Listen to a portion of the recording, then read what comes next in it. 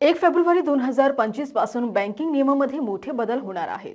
Reserve bank of इंडियाच्या नवीन नियमानुसार SBI, PNB आणि कॅनरा बँकच्या खातेदारांना आता जास्तीत जास्त किमान शिल्लक ठेवावी लागेल.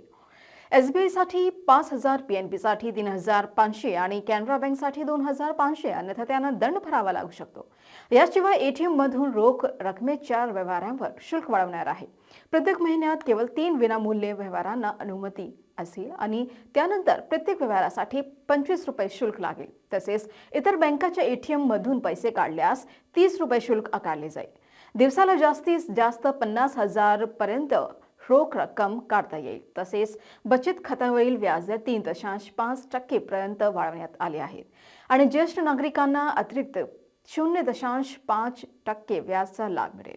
डिजिटल बँकिंगला चालना देण्यासाठी नवीन सुविधा आणल्या जात आहे, ज्यामुळे व्यवहार अधिक सुरक्षित आणि जलद होतील. डिजिटल पेमेंट केल्यास कॅशबॅक आणि इतर फायदे देखील मिळतील. या बदलामुळे ग्राहकांनी त्यांच्या बँकिंग सवयीमध्ये सुधारणा करणे आवश्यक आहे, जेणेकरून ते अतिरिक्त शुल्क टाळू शकतील आणि बँकाच्या सुधारात सेवांचा अधिकाधिक लाभ घेऊ शकतील.